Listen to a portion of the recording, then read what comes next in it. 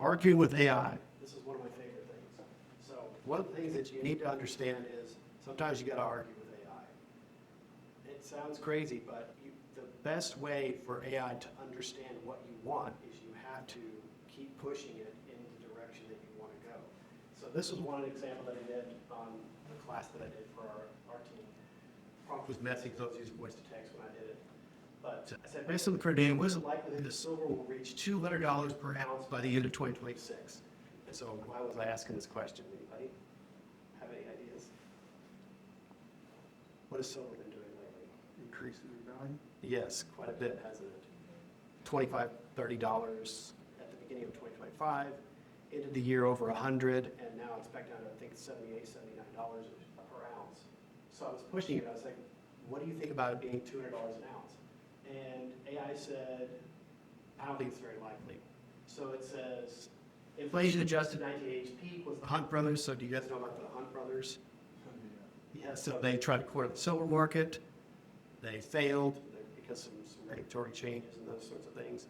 But they tried to corner the silver market in the 80s, and so price got up pretty high. So it's saying based upon inflation rates, it should be around 192, 195. So they're saying, yes, that was a crazy moment in time, and so it could get to that again if that were to happen again, is what AI is telling me. And I said, I followed up with a question. I said, the difference is during the Hunt brothers, there was no excessive printing of the U.S. dollar. So if you go back and you do matches of when the Hunt brothers were active, how many dollars were there? Well, there was about, I don't know, a trillion, 1.6 trillion of dollars were in circulation at that time. Today we have over 23 trillion. So you've had almost, 13x, 14x of money supply over that time frame. So I'm arguing with it. I'm saying, yeah, I know that, but you printed the dollars out of existence, so wouldn't that offset your thesis of this whole inflation-adjusted ideology?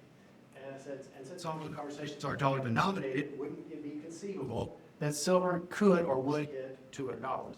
It comes back and says, even with very bullish research that is expected potentially triple-digit, it thinks 100 to 150 is about the range. And then I said, but you can't use inflation, so I'm arguing again, I go back and forth, but you can't use inflation numbers for your model because they don't accurate account for the 1,000% increase in money printing. So I'm basically saying, yeah, you keep going back to inflation rates, but we know that those really haven't matched reality over long periods of time. And so then it says, it finally answers with, your point is spot on, M2 has grown 11x since 1980. And it gives the number, which I already knew. And I said, which dwarfs CPI. It's like, that's what I'm trying to get to. You keep using your model, and it's exactly what Blue said. How was it trained? It was trained that CPI is the law. And if CPI is the law, then it cannot bend from that law, so that it cannot even imagine the idea that silver might be higher than that because it's matching to CPI.